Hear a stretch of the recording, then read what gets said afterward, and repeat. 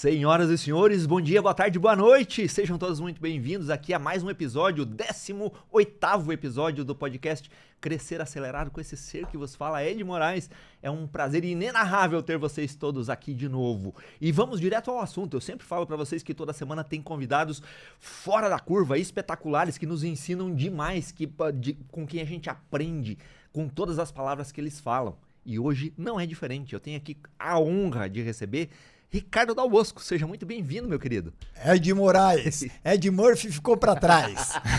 Eu sempre falo que é Ed Murphy, as pessoas falam Ed Murphy, sem o bigodinho e com 0,00001 do dinheiro dele. Não mora em Beverly Hills, mas mora na Beverly Hills brasileira, Balneário Camboriú. Não, mora em Itapema. Mora em Itapema? Balneário Camboriú é um bairro de Itapema, na verdade. Eu falo com isso, o pessoal de Balneário fica louco. Boa. Bom, senhoras e senhores, Ricardo Dal Bosco é um cara realmente fora da curva, né? É CEO de empresas, é conselheiro de empresas, é palestrante da palestra no Brasil inteiro, morou em 4 cantos do mundo, tem uma experiência absurda de gestão e ele vai nos dar aula aqui. Queria começar perguntando o seguinte, você que está com grandes empresários Brasil e mundo afora, mentorando as pessoas que buscam o sucesso de maneira incessante. O que é sucesso? Sucesso é quando você alcança o que lhe realiza de uma maneira sustentável. O que eu digo sustentável? Onde você consegue ter uma permanência daquela realização no médio e longo prazo. Certo. Se fôssemos há 20, 30 anos, sucesso seria sinônimo de ser CEO de uma empresa e ganhar no mínimo 50, 80 mil reais por mês. Certo. Cada vez mais a gente está ressignificando esse próprio conceito. E depois de pandemia, que foi prego no caixão para muita gente, né, muitos começaram a refletir ainda mais o que de fato é o tal sucesso. Uhum. E muitos estão descobrindo uma nova verdade, ou seja, vendo que a sua verdade absoluta não era tão absoluta assim. E que sucesso, talvez, se tiver um eixo apenas empresarial, apenas financeiro, chega uma hora que a saúde físico-mental vai cobrar o preço. Sim. Então, o sucesso, para mim, é a conjunção de pelo menos 5 eixos na vida. Sucesso, sim, financeiro, profissional. Sucesso na busca pelo conhecimento, né, o seu autoconhecimento. Sim. Sucesso aqui em termos físicos, ou seja, que é o seu templo que receberá tudo isso. Sucesso aqui, né, familiar, né, sucesso familiar. E o sucesso aqui no sentido de você estar alinhado com o seu propósito, com seus valores. Certo. Quando você tem a conjunção desses eixos e busca de forma harmoniosa com que eles trabalhem juntos, essas colunas, esses eixos, aí sim eu posso dizer que eu tenho sucesso na minha vida. Porque as coisas estão sendo realizadas, estão, né, num alinhamento, numa plenitude com o que eu gostaria de alcançar. Eu já acreditei que sucesso era ter um cargo. Eu já acreditei que sucesso era ter uma riqueza absoluta, era ter dinheiro, volume em conta. Até que chegou o momento que eu vi que sucesso financeiro, sucesso apenas por cargo, isso é um chamado saco sem fundo. Sim. Tem várias coisas nas nossas vidas que são sacos sem fundos. Ou seja, que você cava, procura e nunca acaba. Porque você sempre quer aquela cenoura lá na frente. Você sempre quer aquele cargo, você sempre quer aquele posto. E quando você alcança aquele posto, você vê que aquele posto não é mais o suficiente. Agora é a cenoura que está um pouco mais à frente. Sim. E depois você busca outra. E aí você começa a ver, por tanto buscar as cenouras, tem várias outras atrás vindo. Sim, né? sim. Então, você busca aquele bônus lá na frente e depois tem várias outras do seu rabo querendo também lhe procurar. Então, aquele negócio, saco sem fundo é isso. Exato. É aquela cenoura que você vive buscando, mas também tem várias outras lhe perseguindo. Se você tiver isso como sinônimo de sucesso, vai chegar o momento que a sua vida vai cobrar o preço. Eu li alguma coisa a respeito de que 80% das pessoas, quando chegam à beira da morte, estão arrependidas com a vida que tiveram. Meu caro, posso revelar aqui em primeira mão? Deve? Beleza. Nossa, aí sim. Eu estou começando estudos em entrevistas com pacientes terminais. Né? Um novo projeto da Dal Bosco aí, lançando em primeira mão aqui Que seu legal. podcast. E que se você for pegar estudos passados com pacientes terminais, frequentemente, e já explico por que eu estou fazendo isso, frequentemente as pessoas lá na reta final, lá no check-out, né? Lá no desembarque, lá quase naquele que estão fazendo o check-in para ir para a Sociedade dos Pés Juntos, né? O Hotel Eterno, chamado cemitério crematório. Gostei né? do check-in para a próxima etapa. Gostei Para a próxima etapa. Se é que se existe nova etapa. Existe. Porque eu nunca encontrei ninguém que foi e voltou para me contar alguma coisa. É verdade. E se encontrar, provavelmente a gente vai levar um susto, né? Exatamente. Então, o que acontece dentro dessa jornada? Quando você pega entrevistas de pessoas que estavam na rota final, as pessoas se arrependem do que não fizeram em grande parte e não do que fizeram. Então, raramente você vai ver alguém se lamentando no sentido de caramba, mas eu devia ter comprado, 2 casas, né? Aqui, nossa, e que bom que eu comprei uma casa, etc. A pessoa, ela se arrepende de que ela não pediu perdão, ela se arrepende porque ela não viajou para determinado local, ela se arrepende porque não ter admitido que amava outra pessoa, ela se arrepende pelo fato de que não foi em busca de alcançar a sua máxima excelência humana. A condição a que lhe foi dado ou dada para você exercer o seu papel de não ser escravo da sua própria natureza. Certo. E o que eu digo com escravidão da própria natureza é porque nós, seres humanos, somos, né, a única espécie que nasceu com a condição de desviar a rota. Beleza. Nascemos com a condição de desviar a rota, de mudar a rota. De mudar a rota, porque se você pega o seguinte... Qual é o seu animal favorito?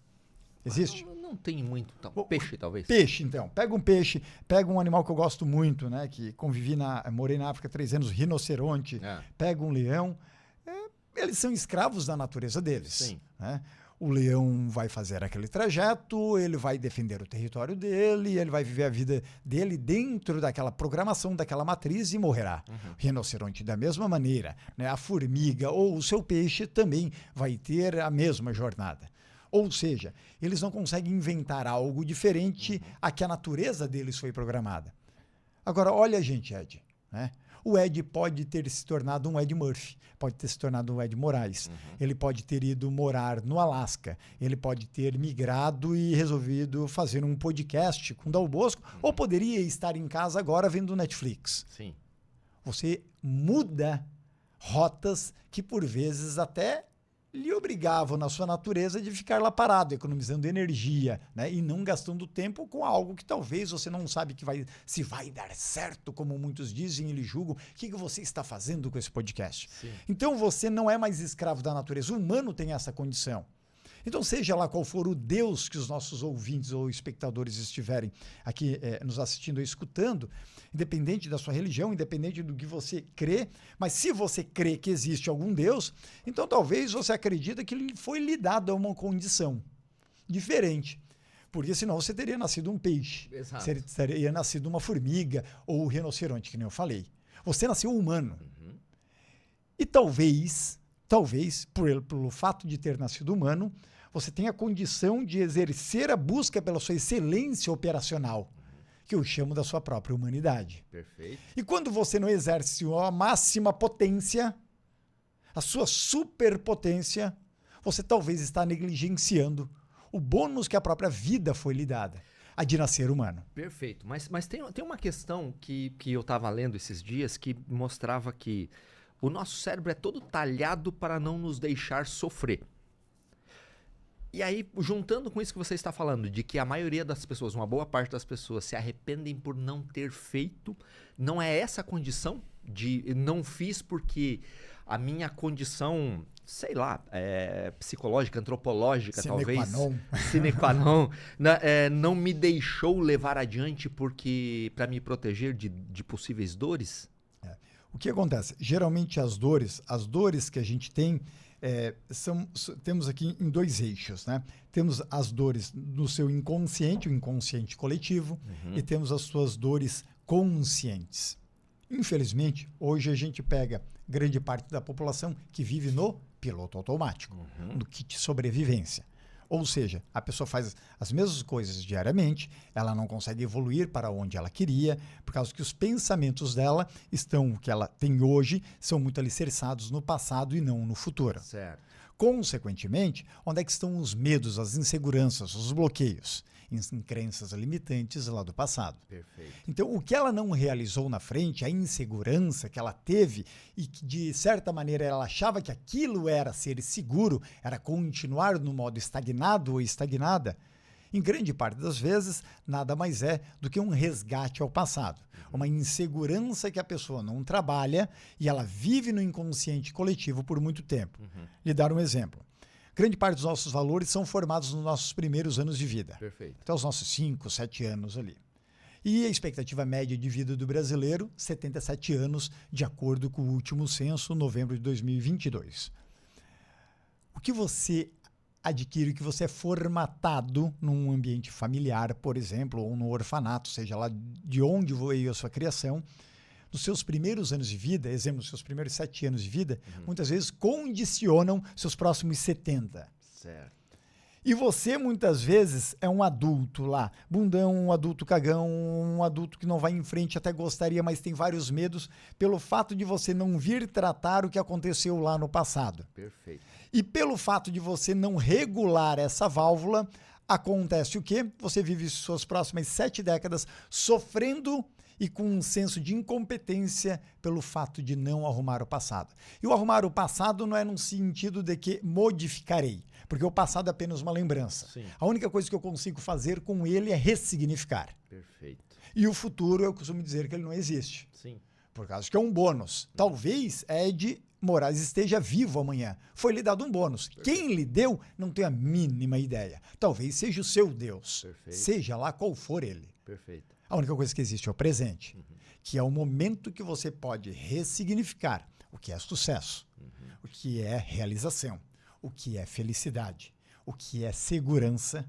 Porque se você está se sentindo seguro neste momento e que você não toma a próxima atitude, porque você acredita que isso sim é base de pirâmide de Maslow e eu ficarei por aqui, você cada vez mais se distancia do bem-estar, da autoestima, da autorrealização. Perfeito. Eu sempre encaro essa questão do futuro como é um novo dia, é um dia a menos no final das contas, né?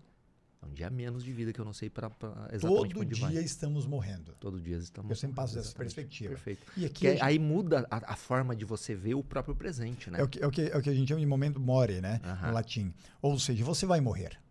E ter este senso de finitude faz, de certa maneira, você correr. Perfeito. Você ter o senso de finitude faz você entender que você não é invencível, que você não é um super-homem, que você não é o cara com a cueca por cima das calças. E faz com que você perceba no sentido de ou eu gero valor para o agora, ou o meu legado ele começa agora e não no pós-morte, ou então eu vou chegar lá na reta final, lá no check-out, lá no desembarque desta vida, com vários arrependimentos que poderiam ter sido muito mudados e eu poderia dizer, caramba, eu tive uma puta de uma vida. Mas grande parte tem um pensamento completamente ao contrário. Mas por quê? Por quê? A gente já tem essa consciência hoje, né? Tá muito fácil de você ter informação, de saber que o caminho é esse, ressignificar o passado, aquilo que você vivenciou e que te esmagou durante a vida toda e tal. Mas por que a grande maioria não sai disso? Consciência é conhecimento. Só que grande parte não tem conhecimento. Certo. Hoje em dia, grande parte tem informação. Certo, perfeito. Transformar informação em conhecimento, conhecimento em sabedoria, é um grande desafio e uma busca frequente dentro da nossa própria vida para sermos sábios e sábias. Quando a gente busca o aumento da consciência, eu costumo dizer que a gente busca a expansão do nosso próprio universo. Certo. Me perguntou, Bosco, e o universo? O que é o universo? Ele é infinito? Eu falo assim, o que você está dizendo? O universo físico, além da Via Láctea, né, além do seu planeta, além do seu sistema solar, né, ou o universo intangível? Que o universo que eu digo que a gente constrói dentro da nossa própria vida tem tudo a ver com o aumento da nossa consciência. Cada vez mais que eu aumento a minha consciência, eu rompo bloqueios, eu rompo preconceitos. Eu já tive vários preconceitos. Sim. Assim como você também, e quem está nos vendo ou assistindo, né, ou escutando, também tem vários preconceitos. Então, cada vez mais que eu aumento a minha consciência, eu aumento o meu universo. O meu universo, ele tem paredes que são rompidas dentro dessa jornada. Então, por que muita gente, apesar de ter muito não conhecimento, ter informação, não consegue, porque ainda não fez a transição de transformar o volume de informação que a gente tem hoje e com o excesso de desvios de atenção a todo momento em conhecimento para expansão da consciência, e que a expansão da consciência vai lhe gerar, né, uma forma mais sábia de tomar decisões. Perfeito. Decisões, inclusive, para si, antes do outro. Perfeito. Por causa que é o seu templo em primeiro lugar, a sua consciência em primeiro lugar, o seu autocuidado para se autovalorizar e, consequentemente, depois poder ser valorizado na sua marca pessoal. Perfeito. E aí tem uma questão, né? Que quanto mais conhecimento você tem, Sócrates acho que dizia, só sei que nada sei. Né? Quanto mais conhecimento você tem, mais percepção de que você não sabe porra nenhuma no final das contas, e que essas paredes aí que precisam ser quebradas, e elas vão ficando mais finas, mais maleáveis, porque você tem consciência de que precisa avançar nesse sentido, não é? Essa é a loucura que a todo momento dentro da cabeça de um pensador, pelo fato de que você vai percebendo que você nada sabe. Por outro lado, na visão de quem está fora, acredita que, caramba, pô, mas esse Ed sabe muito, pô, mas esse Dal Bosco sabe muito daquele assunto. Então, o saber ou não saber, a gente sempre tem que buscar uma referência, né? Mas a minha principal referência não é eu me comparar ao outro, que isso é o outro saco sem fundo. Perfeito. Que as pessoas têm na vida. Elas adoram se comparar com o que o vizinho comprou, com o que o colega do trabalho tem a mais que ele, com o que o fulano sabe mais que ele. Bom, a minha comparação é com quem eu fui ontem. Perfeito. E que hoje, na busca pela minha excelência profissional, pela minha expansão do meu universo, pelo aumento da minha consciência, é aquele que eu busco superar. Então, por que por mais que eu estude, por mais que eu busque, né, parece que cada vez menos eu sei? Porque eu começo a ver que o meu universo, por mais que ele vá se abrindo, ele vai se tornando cada vez mais infinito. E por que ele é infinito? Porque a consciência ela é infinita. Perfeito. Não existe limitação. Perfeito, perfeito. Eu tenho a sensação de que há um problema muito sério de autoimagem das pessoas, né? E exponencializada por causa das redes sociais e tal, que todo mundo olha hoje para o Instagram, para as redes sociais, e vê que o outro é mais rico, o outro viaja mais, o outro come melhor, o outro tem uma vida espetacular, e eu sou um bosta porque não consigo sair do lugar. Aonde isso vai nos levar? Cada vez mais no Instagram a gente quer estar distante da nossa foto de RG, se parecer muito mais com um artista de Hollywood, e parece que no Instagram ninguém tem menos que 25 anos, não sei se você observou. Né? Meu Deus. Todo mundo é jovem, sim, bonito, bonita, tem todos os dentes, né? Fisicamente a beleza, e os filtros vieram para ajudar dentro dessa performance, né? Sim. E se não bastasse, no metaverso você também vai tentar simular lá a pessoa que você gostaria de ser, mas que na realidade não é o seu espelho real. Sim. E a autoimagem, né? A questão da própria autovalorização, inclusive, vem muito, né? Tem muito a ver com a sua própria interpretação de como você trouxe os seus pensamentos até aqui.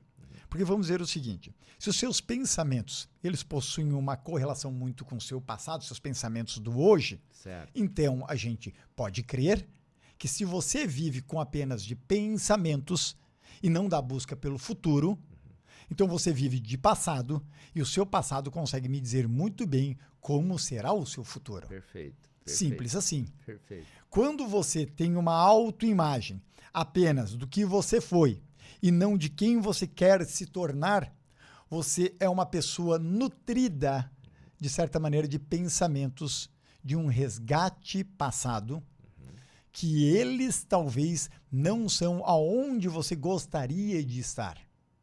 Então, trabalhar com essa alocação do seu tempo, da sua energia e do seu dinheiro para essa reconstrução, essa ressignificação daquela lembrança que é o passado, mas para que aquilo seja ajustado no agora, no presente, que você resolva os seus BOs hoje para impulsionar o amanhã, para impulsionar o seu futuro, é fundamental para a reconstrução da sua própria autoimagem.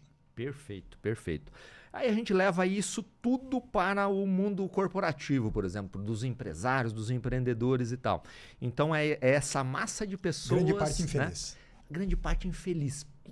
beleza, sabemos que precisa melhorar essa questão de ressignificar, de melhorar a consciência e tal, mas são essas pessoas que estão abrindo negócios e que 80% desses negócios fecham em até 10 anos e tal. E fecha, meu caro, e ali bate os 40 anos, 50 anos, você está Crise vendo já hoje em existencial. dia a massa de pessoas no fundo do poço ou com uma depressão lá nas alturas. E o porquê que isso acontece? Porque chega um momento da sua vida, né? A gente passa por várias crises. Sim. A crise da individualidade no começo da sua jornada profissional. Cada um salva o seu e né, tira o seu da reta e cada um quer o seu, que é a sua construção. Você passa pela crise ali dos 30, dos 40, da crise da autenticidade. Né? Então, ou seja, você vai passando por várias crises.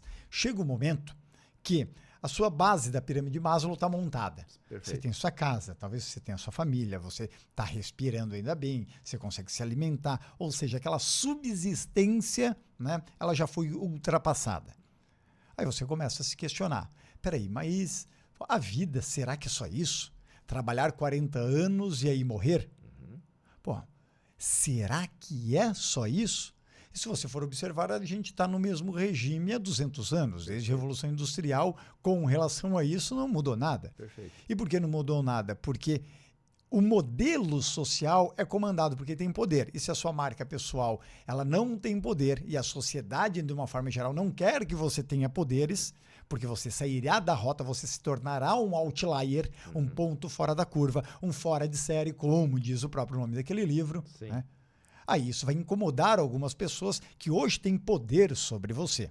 Então, quando você, de certa maneira, simplesmente aceita o modus operandi social que lhe foi imposto, as pressões sociais que lhe foram impostas, você simplesmente cai num piloto automático. E esse piloto automático a gente pode dizer hoje que é o chamado efeito manada. Perfeito. Ou então um pouco mais chique, o tal do inconsciente coletivo. Tá todo mundo indo de A para B, B para A agora, final do dia de trabalho. Amanhã você vai novamente buscar aquela cenoura e a cenoura volta para você numa cobrança e depois na sexta-feira você vai ter o mesmo rumo ali com relação a isso. Você vai tirar uma férias por ano e você vai ficar nessa sequência, trabalhando 5 dias por semana, sofrendo para aproveitar 2 dias na semana, que é o tal do final de semana, aí também para talvez sofrer durante 11 meses no ano, para talvez tirar 3 semanas, 4 semanas, 1 mês de férias para daí talvez lá você encontrar a felicidade quando você for para Disney, quando for para Balneário Camboriú, quando pegar um transatlântico, quando for fazer um cruzeiro para escutar um sertanejo, seja lá a desgraça que você for escolher na sua vida que você considera aquilo como felicidade.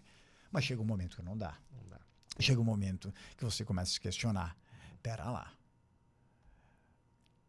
Será que é isso? Porque eu achei que a vida era outra coisa. Né?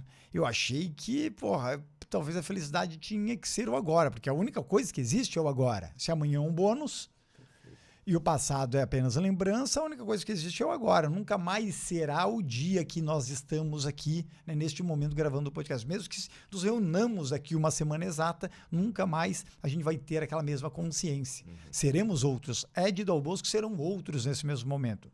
Consequentemente, você começa a ver o seguinte, caramba, o que tem além disso? O que tem além desse modelo de revolução industrial que eu continuo deixando o filho 7 da manhã no colégio, porque 8 horas tem que entrar na fábrica, tem que entrar na empresa, etc. E volto lá às 18 horas, às 20 horas, etc. e tal. Vejo as pessoas que eu amo, a esposa, o esposo, o filho, a filha, talvez 1 hora, 2 horas por dia, e está sempre corrido, etc. Bom, mas que vida é que é essa? Você me fez lembrar de uma situação. Eu nasci no meio da roça e tal, então uma vida complicada, difícil, né?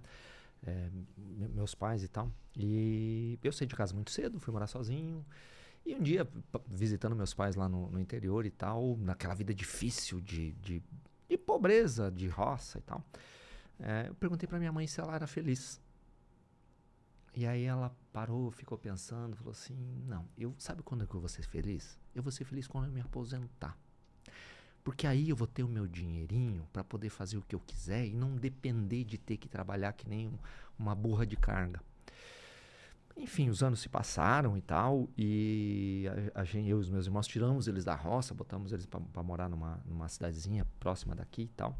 E aí, com o passar do tempo, ela acabou se aposentando. E aí tinha passado uns 2 ou 3 anos que ela tinha se aposentado e eu me lembrei dessa conversa. Eu sentei com ela e perguntei, mãe, você é feliz? Falei, por que você está perguntando isso? Falei, porque alguns anos atrás eu te perguntei isso, você disse que seria feliz quando tivesse aposentado. E agora você já faz uns 2 anos que está aposentado. E aí, onde que está a felicidade? Ela caiu num choro, desesperado, porque naquele momento ela entendeu que a felicidade não estava na aposentadoria. E 2 anos depois ela morreu. E aí?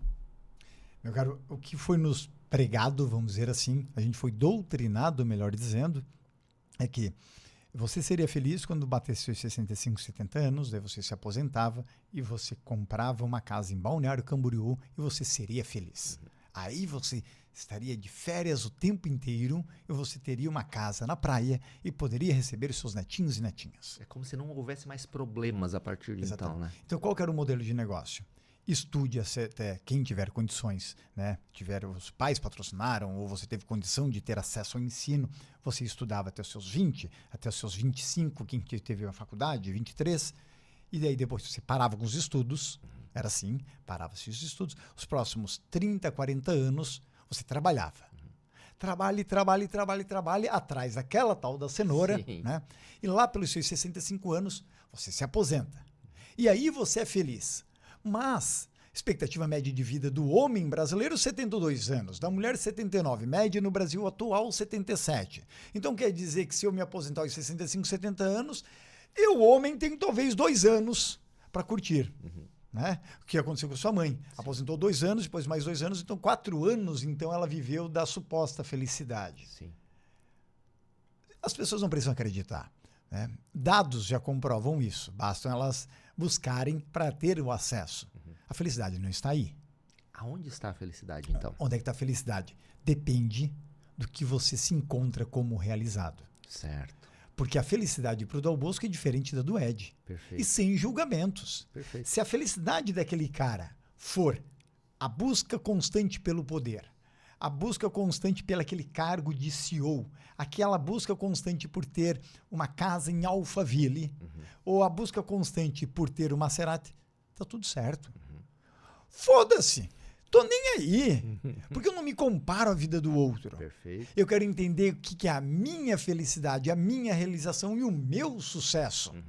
E se alguém chegar a falar para mim, mas isso não é sucesso, Dal Bosco, eu falo assim, vai se ferrar, entendeu? Porque é o meu sucesso, é o meu templo, é a minha vida, é a minha autoimagem, é a minha autoconsciência, é a minha autovalorização e é a minha autodecisão. Consequentemente, é a minha vida. Perfeito. E a minha vida ela é embebida de crenças, de preconceitos, de suposições, de verdades que achavam que eram absolutas e não são mais.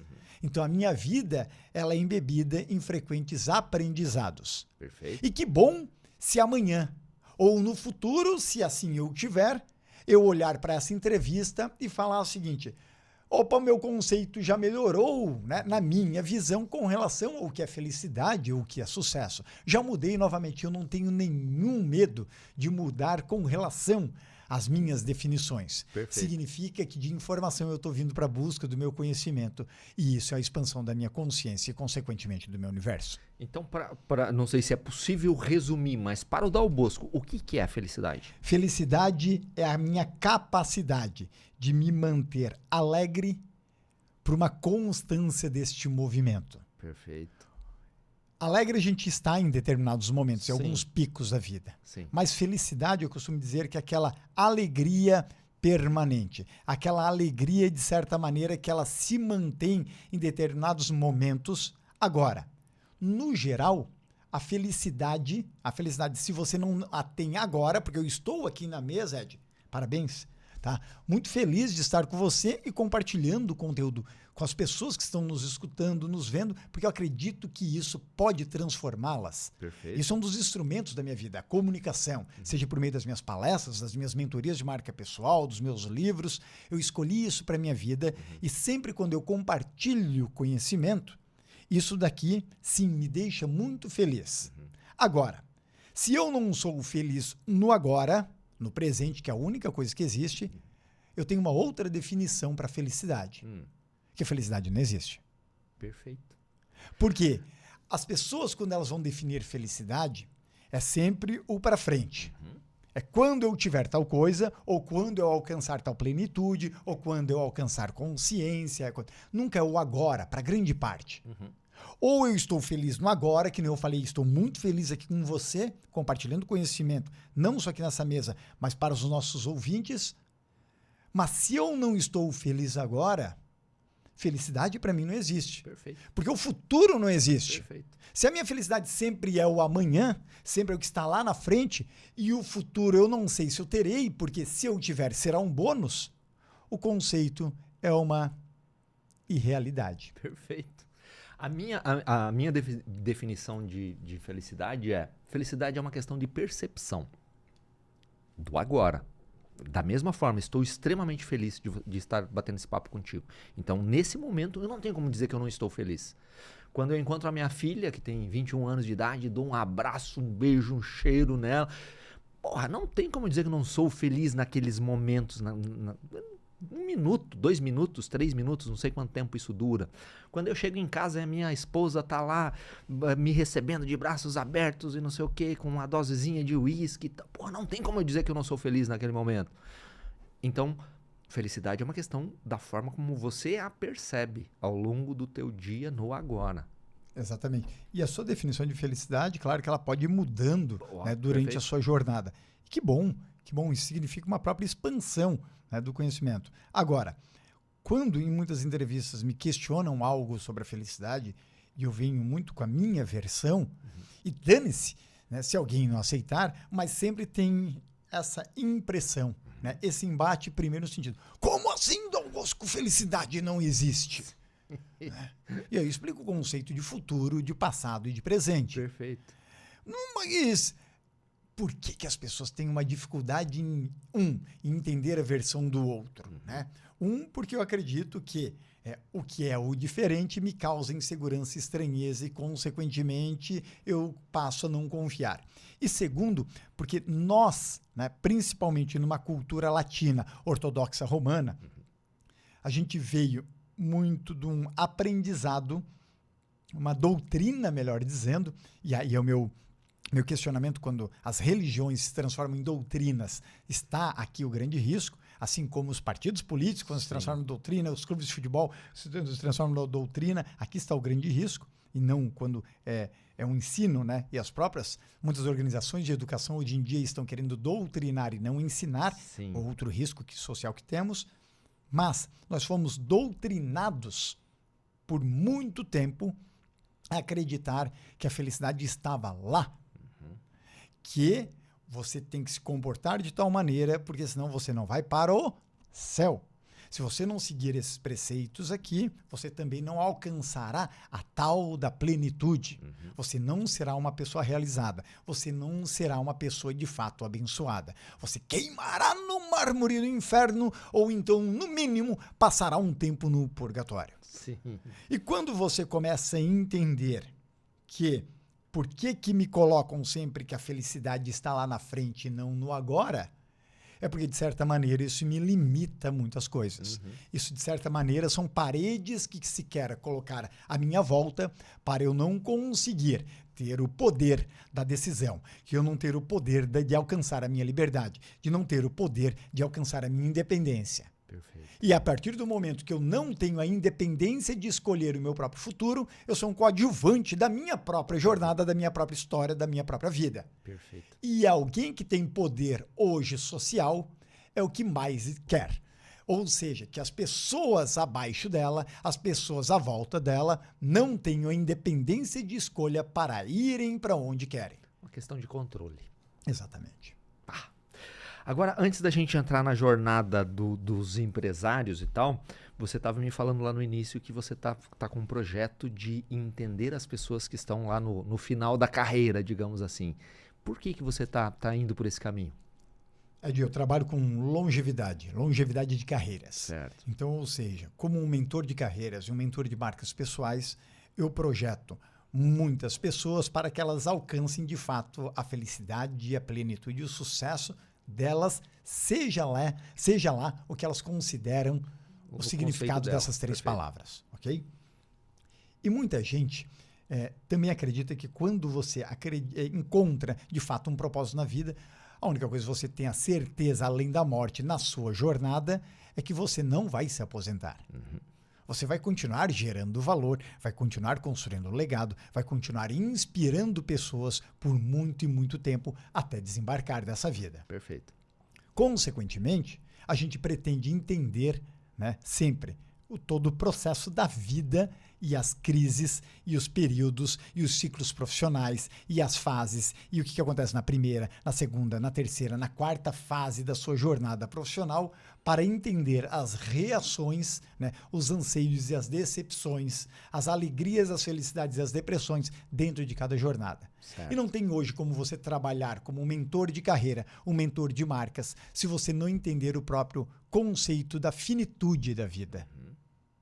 Perfeito. Porque senão você vai trabalhar com alguém que ele apenas quer uma mentoria com você para alcançar determinado cargo. Isso é a coisa mais fácil que dá para se trabalhar dentro de uma marca pessoal. Se alguém quer trabalhar isso como meu mentorado ou mentorada para alcançar a vaga como executivo internacional, como CEO, etc. Existe um processo que se a pessoa seguir a minha cartilha, vamos dizer assim, o meu método, vai chegar lá. Ou seja, né, o método ultra validado com centenas e centenas de pessoas pelo mundo que já fizeram, aplicaram, etc. E tal, vai chegar lá.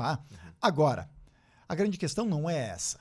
Hoje a minha preocupação dentro das minhas próprias mentorias é e o depois? Porque eu não quero essa pessoa em 2, 3, 5 anos, depois que alcançar aquele cargo, depois de entrar no CNPJ que tanto sonhava, estar lá num processo depressivo ou se cobrando tipo, caramba, eu achei que tinha algo além disso.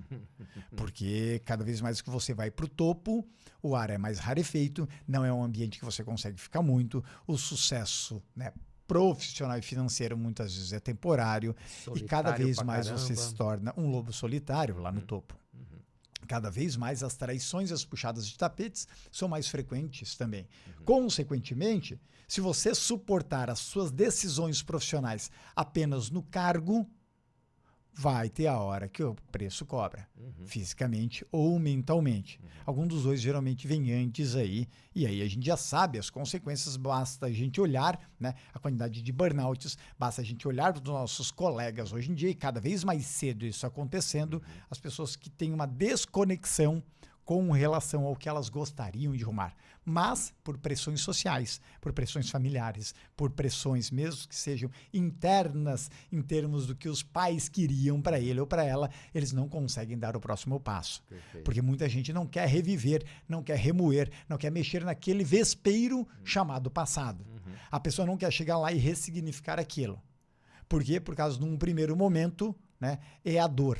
Num primeiro momento, né, isso faz com que você, inclusive, se julgue. Parece que você está infringindo uma lei. E não é a lei social no primeiro momento, é a própria lei familiar, é de quem lhe deu aquele sustento. E quando você acredita que você está infringindo algo de alguém que lhe nutriu, você está praticamente rompendo esse cordão umbilical.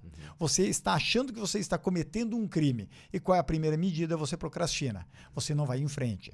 Você deixa o outro lado do amanhã eu começo, ou ano que vem eu começo a sua mentoria do Bosco, ou ano que vem eu vou mudar isso, e você fica sempre postergando as suas decisões como uma desculpa, como um muro que você quer encostar, que na verdade vai acabar morrendo no barranco da mesma maneira. Perfeito, perfeito. Eu costumo chamar isso de o armário das muletas. Qual a muletinha que eu vou usar hoje para dar desculpa para não ir para onde eu preciso ir? Mas disso tudo que você está mapeando aí com essas pessoas aí, qual o tipo de informação valiosa que você já conseguiu mapear nesse sentido com essas pessoas em estado terminal? Meu caro, se você ama alguém e quer se acertar com alguém, se acerta hoje. Primeiro passo. Porque naquela fila lá do check-out, né, para um mundo talvez eterno, né, o que mais você vai ver em pesquisas são pessoas se arrependendo. E o arrependimento não é da compra. O arrependimento não é do tangível, não é do material, não é do bem adquirido. Não é pelo fato de que, caramba, eu devia ter comprado mais um imóvel em Balneário Camboriú, em Miami ou na Flórida, né? Ou em Las Vegas, ou na Flórida, de maneira geral. Mas o maior arrependimento é o porquê que eu não fiz algo na minha vida de forma mais grandiosa, em termos de geração de valor. Perfeito. Por que que, de certa maneira, eu não me acertei com a outra pessoa? Porque, de certa maneira, eu não perdoei. E o perdoei não é aceitar a outra pessoa, é mais que aquilo não deixe lhe consumir mais. Não significa que você vai aceitar aquele relacionamento profissional ou pessoal ou do seu casamento novamente pelo fato de que alguém lhe traiu de alguma maneira, de que alguém lhe sacaneou lá no ambiente corporativo. Não. Mas o perdão é você, na verdade, não viver com aquilo lhe cobrando. Mas também tem uma questão de perdoar o outro e tem uma questão de perdoar a si próprio também, não? Essa questão do perdoar a si próprio, né, em termos disso, vem muito daquilo que a gente já falou, em termos de eu me cobrar, né, eu me julgar em função do que eu tenho de percepção, de pensamento do meu passado. Ou seja, os seus pensamentos hoje vêm de uma configuração do que você viveu e não, geralmente, do que você irá viver. Perfeito. Esse seu pensamento até aqui, os pensamentos do Ed foram formatados naquela linha que ele veio vivendo nos seus últimos, por exemplo, 30, 40 anos. Agora, a partir daqui, são caixas novas, são caixas inseguras, são caixas descobertas que você ainda não experimentou. Consequentemente, só basta você acreditar. Acreditar de uma maneira tangível, eu tenho capacidade de construir isso, ou quando vai além da sua capacidade, que é o que se chama fé. Né? A esperança travestida, vamos dizer assim, de fé. Ou seja, de alguma maneira aqui, é a gente olhar mais para o futuro do que para o passado. Então, o se perdoar está muito mais no sentido de você ter um autoconhecimento e uma capacidade de entender o porquê que você chegou até aqui, como você foi formatado até aqui, que isso não é a única verdade absoluta que existe. Porque tem 7, 8 bilhões de pessoas no planeta que cada um tem a sua verdade absoluta, seus preconceitos, né, seus bloqueios, suas crenças, e que a única coisa que você pode fazer daqui para frente é a automudança. Para, consequentemente, não mudar o outro. Você expandir o seu universo para talvez aceitar e influenciar o outro. Perfeito. Mas mudar você não consegue controlar de um modo 100%. Eu venho muito da linha do estoicismo.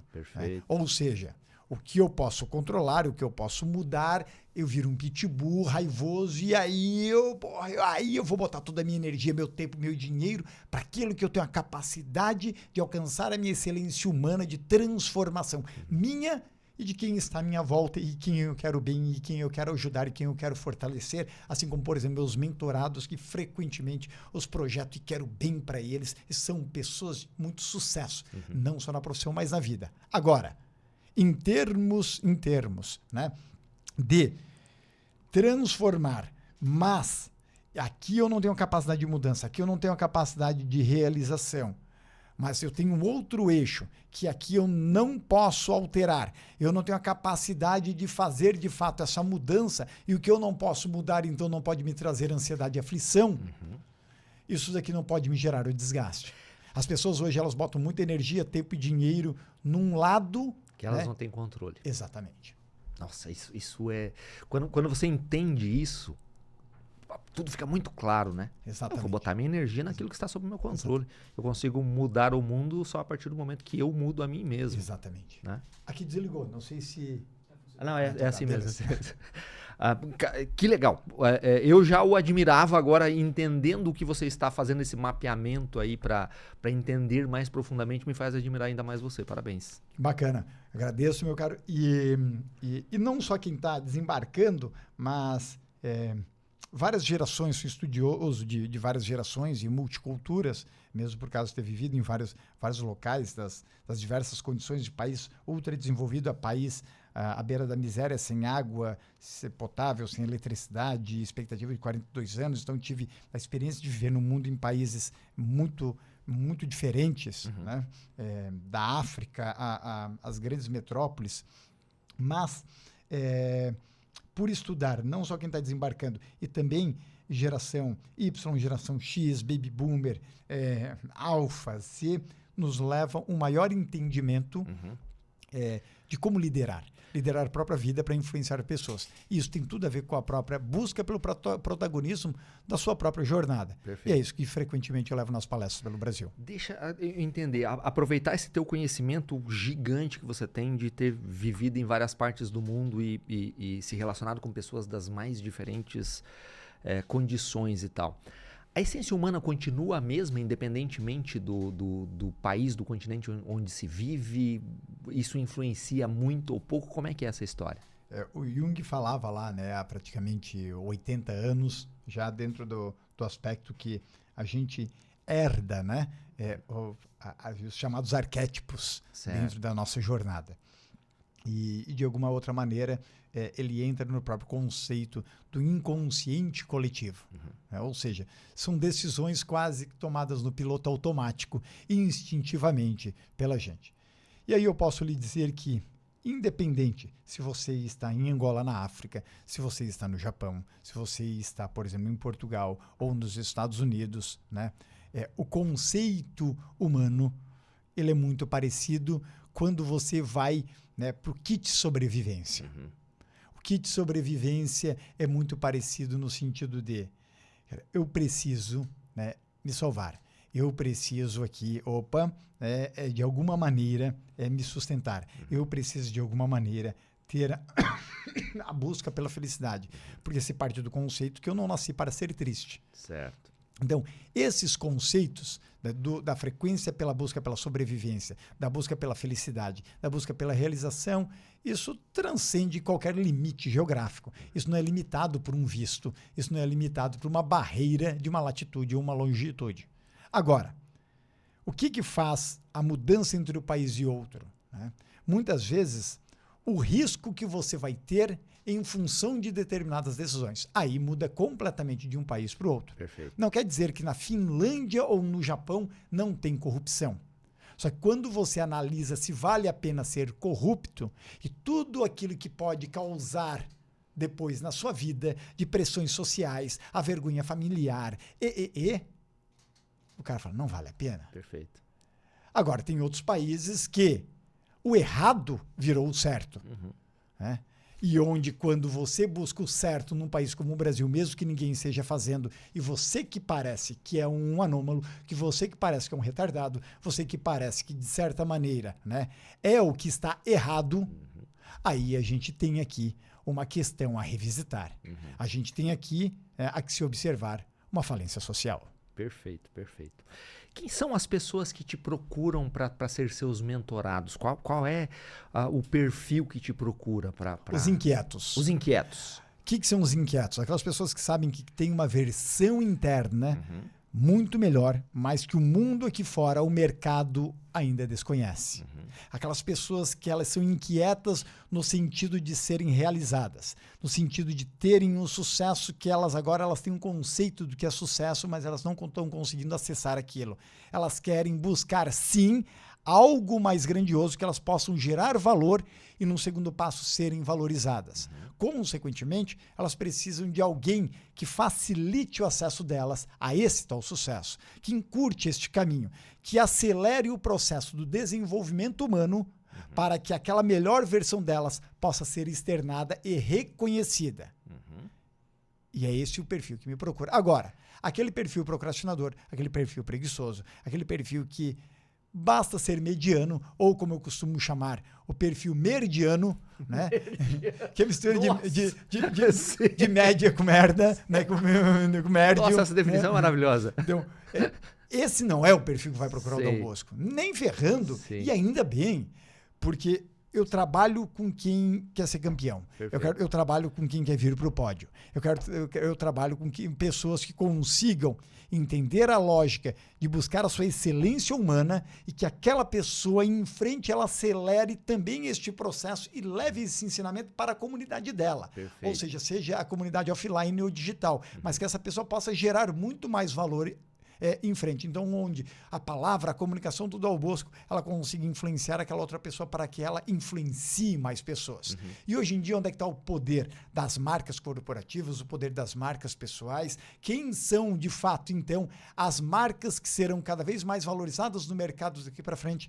Aquelas que tiverem o domínio sobre uma comunidade, que tiverem uma influência. E a sua influência começa pelo poder que as pessoas veem a sua marca.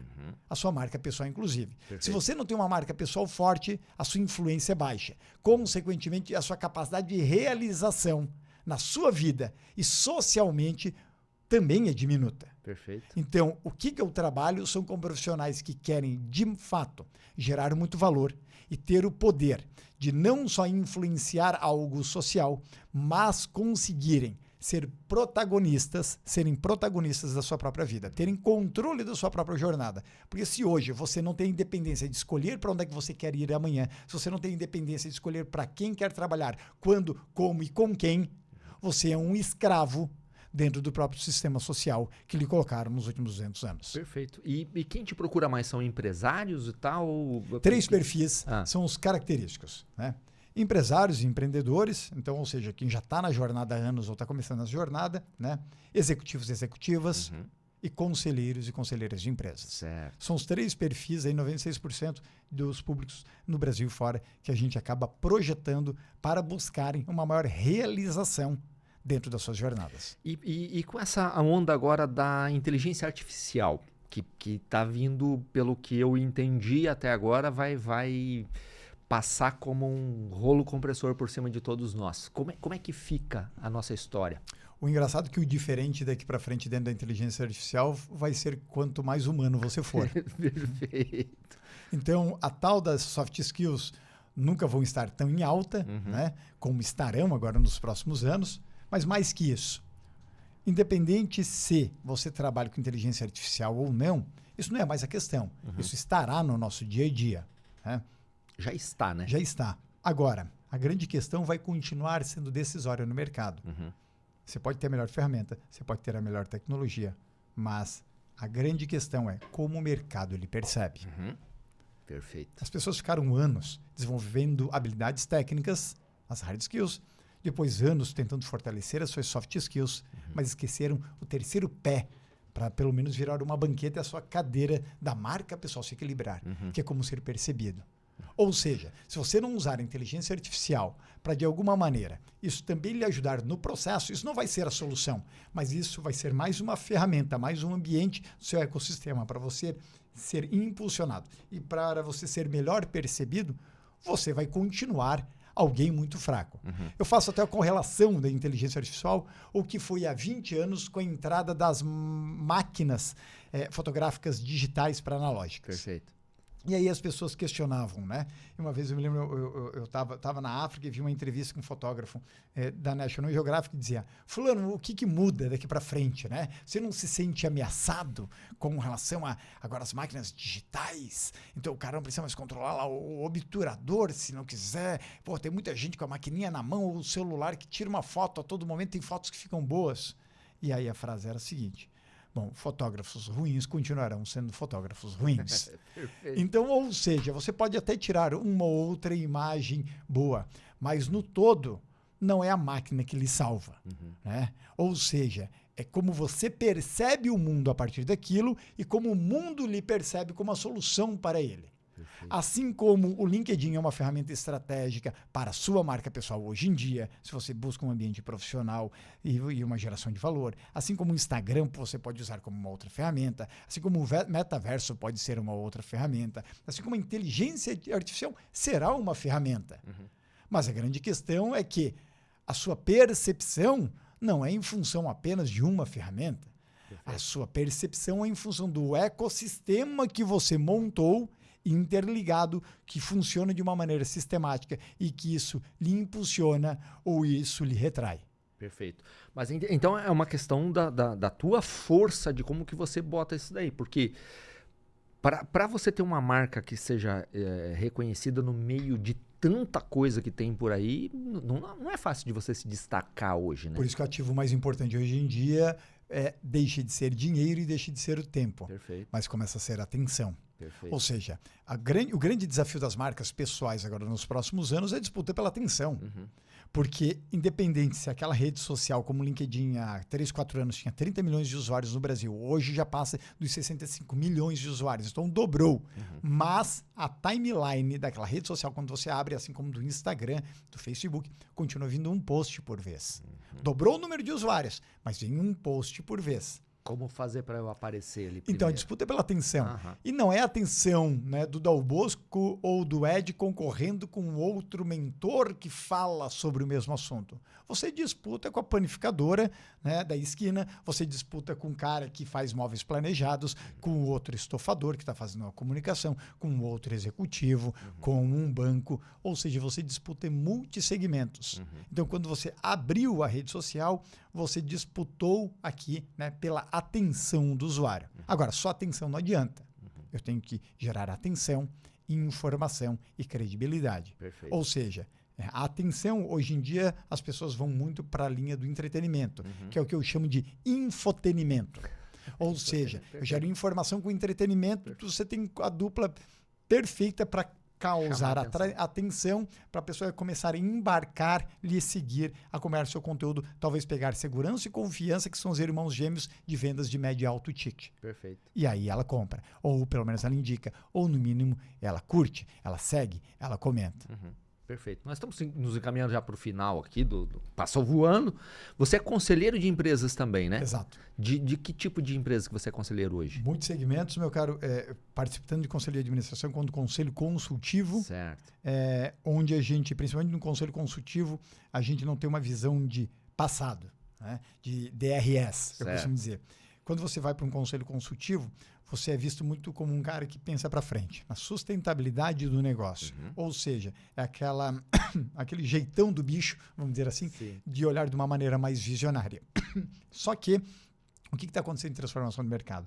Há 15, 20 anos, alguém da área de branding, alguém da área de, o cara visionário em termos de marca corporativa e marca pessoal das pessoas que integram aquele sistema corporativo, isso daí era quase que impensável ter dentro de um conselho empresarial. Os conselhos empresariais eram formados 1/3 pelo pessoal que vinha da área financeira e administrativa, né? Depois 1/3 que vinha da parte da jurídica e outro 1/3 era o pessoal da família. Se era uma empresa em sucessão familiar, por exemplo. Sim. Hoje em dia você tem conselheiros, o cara que veio da área, o expert em transformação digital, o outro da área de diversidade, o outro da área de projeção de marcas. Ou seja, a própria diversidade dentro de um conselho consultivo está mudando. Ou seja, está sendo, né, mais acessível para profissionais de outras áreas. E é aí que o Dal Bosco é chamado. Legal. Ou seja, os conselhos consultivos que eu integro vêm com um convite de tipo, cara, a gente precisa de um cara como esse para nos dar a visão do que será a nossa marca em frente.